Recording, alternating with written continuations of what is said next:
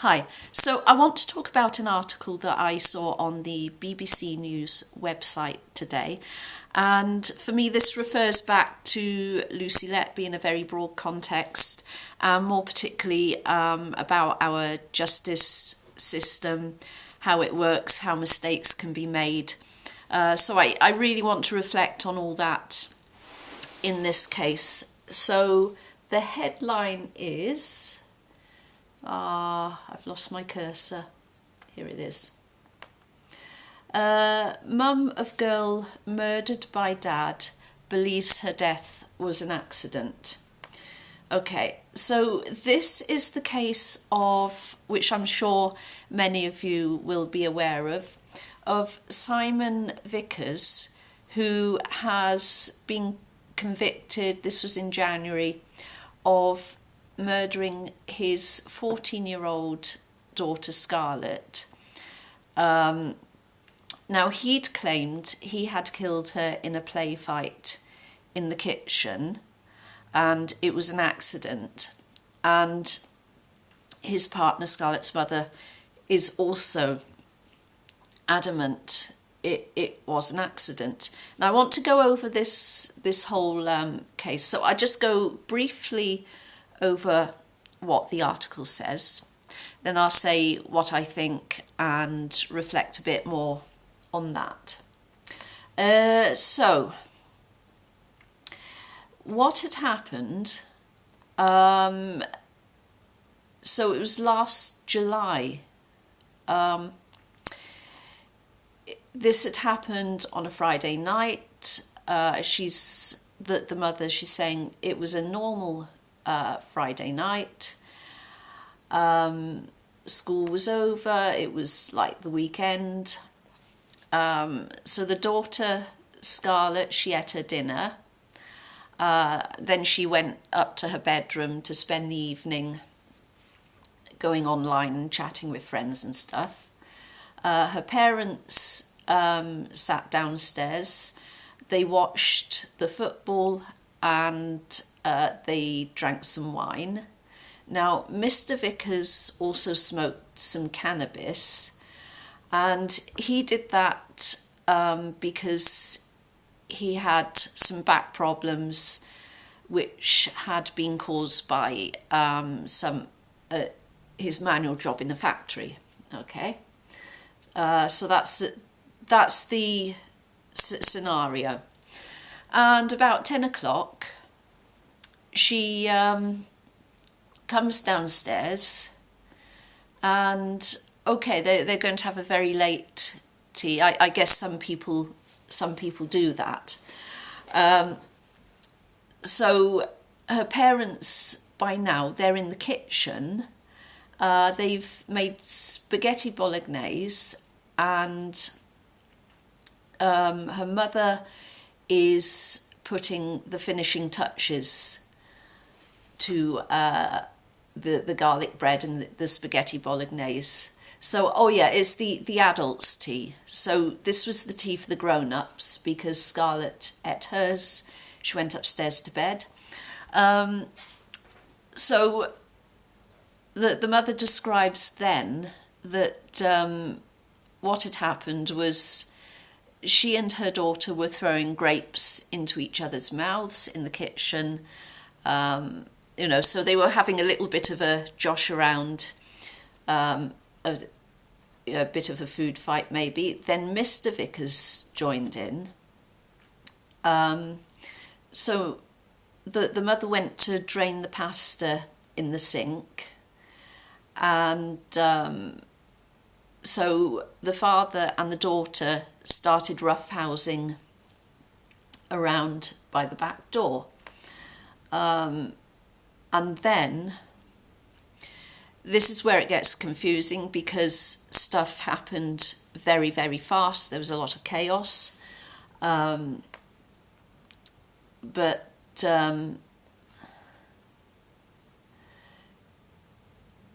Okay, apparently Scarlett nipped, the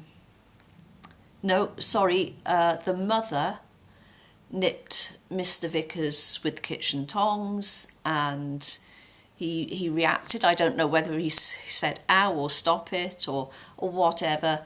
And Scarlett called him a wimp jokingly. As it reads, it's, you know, the normal sort of roughhousing you could get between friends, between family. And then Mr. Vickers went, "How would you like it?" And we don't know if it was done jokingly or angrily. Grabbed the tongs and pointed them towards Scarlett. So this is the mother's recounting of it. And so what in the version is that a kitchen knife had been placed next to the tongs for cutting the garlic bread, and the mother believes that the tongs caught up the knife and wedged it against a chopping board, which left the knife protruding out from the bench. So I don't know whether it was standing up or whether it was, here's the bench and the knife was lying flat against next to the board. I think probably lying flat, it makes more sense. And at that moment, Scarlett moved towards Mr. Vickers and ran on to the blade. That's what the mother says. So so we go to the trial now. Obviously medical evidence was taken, and the pathologist said that no, this knife had to have been held in someone's hand to have obviously made that injury in the way. So Mr. Vickers, he initially said he'd thrown a knife. He thought he'd thrown a spatula. But he also said at the scene that Scarlett had just lunged at him and the blade just went in. So it's this, I mean, either way, it's very, very tragic. And then what also is known is that Scarlett cried, "Ow," and then blood started coming out from her side. She collapses on the floor and they call 999. So the knife went in on her chest, which, like I said, is very, very tragic. So initially both parents were charged with murder. The case against the mother was quickly dropped. Now, Mr. Vickers, he could have pleaded guilty to manslaughter, but he refused to do this, so he's been charged with murder. So what else is here? Also, what would have come up in the trial is he was actually Scarlett's stepfather, but he has maintained, and the mother has maintained, that they always had a good relationship. There was no conflict. It was a loving relationship. So, okay, what I'm going to say about this is, having looked at the mother's statements here, I do believe she's being honest. She is very straightforward and to the point in what she says. She feels it was a freak accident. Everything she says, it does add up. Now, what happened actually at the scene? Certainly there was a lot of chaos, and whatever did or didn't happen, whatever was or wasn't intended, please people, the kitchen is not a place for roughhousing in. You know, there are sharp things in the kitchen, there are hot things in the kitchen. This is exactly how accidents happen. So, you know, please, whatever you think went on here, please take this lesson from it. You know, we're boring about safety in the kitchen for a reason. Really nasty accidents can happen. So, you know, if you want to roughhouse and throw food around, do it in the living room where you're going to break the china, but you're not going to break yourselves. So I want to refer with this because if you've ever worked in the criminal justice system, as I did briefly as a legal secretary, so I was working in the criminal field. If, you know, oh, he jumped onto the knife, she jumped onto the knife, it's a very, very common excuse. So I can well understand why everyone came to the conclusion they did, and where a knife is involved, you would go to the most likely conclusion, which I think this is. So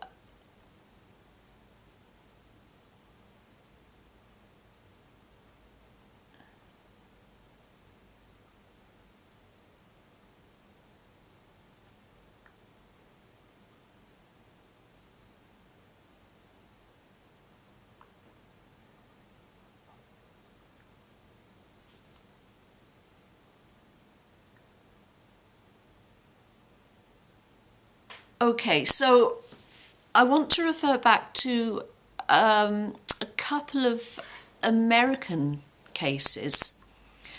And the first one, a little boy, maybe about 10 years, so maybe not so little. He was at a shooting range. Now, he was sitting in a shed to the side, and the guys, they were on the range doing the shooting, and after they came in, or someone came into the shed and found this child had been shot.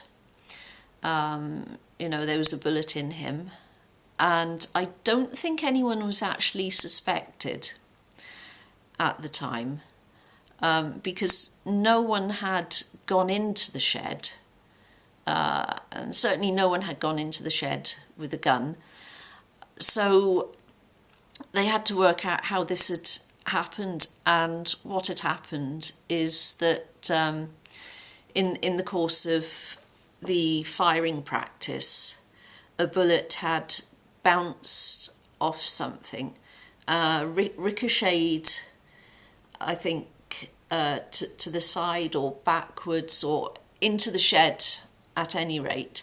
And I think it might have even bounced off something again whilst it was in the shed and ricocheted, but it ended up going on this weird and wonderful path and ending up killing this child very, very tragically.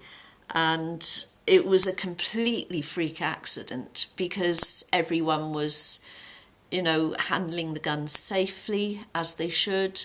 They were firing in the firing range, as they should have been. The boy, he was in a separate building, so he was in a safe place where he should have been doing what he should have been doing. So everything was actually being done properly. But because the bullet bounced the way it did, and no one ever thought it would do that, tragically, this child got shot.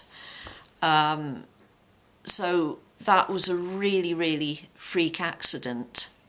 And there was also another case. And in this instance, a husband, I don't think he was that long married, but he came home and he found his wife collapsed upstairs, and it turned out she'd had a heart condition, or he claimed she had a heart condition, and the police were not buying this because she had marks across her neck from where she had collapsed in the bathroom. Now, he was very distraught and very cooperative. Well, a lot of criminals show themselves as distraught and cooperative. So he was really up against it, trying to convince the police, no, I have not murdered my wife. I love my wife. I would never hurt my wife. And it was because she had these marks around her neck.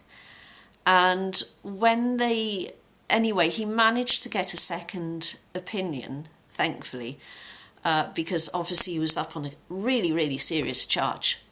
So he managed to get this second opinion. I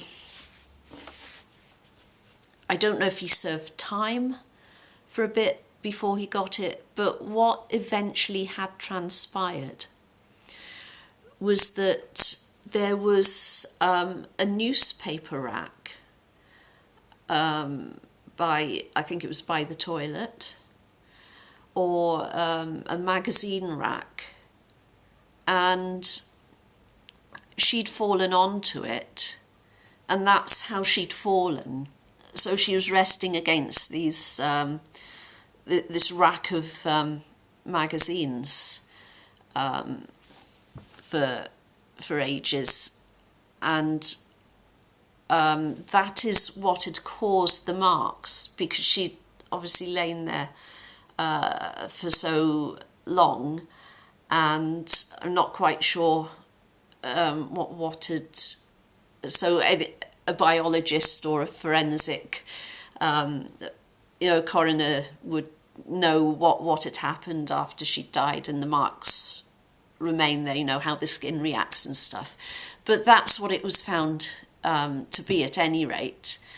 And, once she'd been taken away from the scene, probably no one thought about, the rack having been there. So he was luckily cleared and vindicated. And again, that was a freak, really freak happening. And you would normally think, if there's no other evidence, then he must have done it. And luckily, they managed to find this other evidence, but it was a very unusual case. So, people obviously were coming to the conclusion that he was guilty, and he was trying to cover it up. So this is what has made me think twice about this particular case. It is possible. She could have fallen on the blade. There was a lot of confusion with what was going on. Because we've all mucked around and maybe picked up something instead of something else. So I'm saying this is possible. So I think that this mother, she should get a second opinion. Now, there was also wine and cannabis involved. So, you know, even if you're not drunk, having, you know, taken alcohol, you are going to misjudge. You are going to pick up the wrong thing. There's a reason why we don't drive when we've been drinking, and it's because we can do silly little things without realising it. Also cannabis. So yes, certainly there was so much that could have gone wrong here, basically. There was alcohol, there was roughhousing in the kitchen whilst food was being prepared, whilst knives were being used. So that was a seriously bad idea. And there was a lot of confusion at the time. So what I'm saying is, I can understand why people would be coming to the conclusion that no, he must have done it, because that would be the most normal thing you would think under the circumstances. But having had another look at this and the mother's own account of this, I think there is a chance that it may be exactly as she said, that it may actually be an accident and it should be looked at again. And of course we're relating back to Lucy Letby and, you know, how information was presented. Now, I don't think anything has been presented in a bad way in this case. I think it's just, you know, you fit the information into a particular category. I think that's what people have done. I can understand that. I mean, we can see with the Lucy Letby case that information has been presented, well, duplicitously at the very least, and you know, outright. I think there's been outright deceit, if I may say so.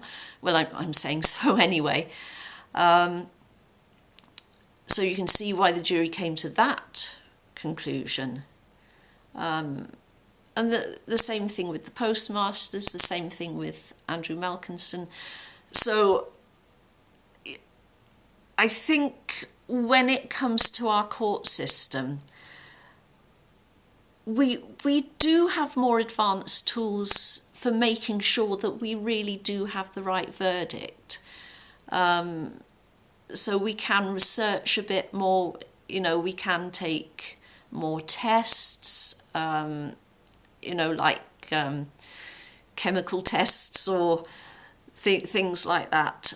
I think there should be more time spent on extra tests and going over testimony to make sure that people's accounts add up. Because, I mean, the Lucy Letby case was disgusting. It was disgraceful. Nothing has added up in that. So I think it's important to do that, to ensure a correct verdict, because an innocent person serving prison time, that's at a cost to the taxpayer. We got to pay for people in prison who shouldn't be there. And sometimes, you know, it can be at the expense of leaving the real rapist or the real killer out there to do more killing, raping, whatever. So yeah, that's been a bit of a longer video. So yeah, please like, subscribe, and hope to see you in the next video.